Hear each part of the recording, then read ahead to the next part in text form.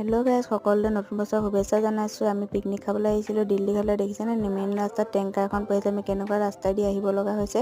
Finally আমি দিল্লী ঘাটৰ দলং পাই গ'লোঁ। এতিয়া দলঙৰ তলেদি আমি আহি আছোঁ পিকনিক প্লেচলৈ। আৰু এয়া আমি পিকনিক প্লেচ পাই গ'লে আমি সকলোৱে খোৱাত ব্যস্ত। দেখিছে না, কেক কাটিবলৈ চুৰিয়ে নাহিলে, হাতাই কাটিব লগা হৈছে। আৰু এয়া আকৌ ভিনদেউৱে মাছ ফ্ৰাই কৰিলে। আমাৰ আকৌ মেইন ৰান্ধনি দিয়ে তেওঁ। এইফালে এইফালে বাহঁতে শাক চব্জি কাটি ৰেডি কৰি আছে। মই আকৌ বোলো অকণমান ফুৰি লওঁগৈ জেগাডোখৰ। এয়া দেখিছে আহি গ'লোঁ। এয়া আপোনালোকে জনাবচোন গাহৰিৰ লগত লাই শাক কোনে ভাল পায়। মই গাহৰিৰ লগত লাই শাক দিছোঁ। এয়া চাওকচোন পৰিৱেশটো কিমান ধুনীয়া লাগিছে, ইমান ধেমালি কৰিছে। এইফালে আকৌ খানা ৰেডিয়ে হ'লগৈ। এয়া আমি খানা খাবলৈ লৈছোঁ। সকলোৱে খানা খাবলৈ ল'লে।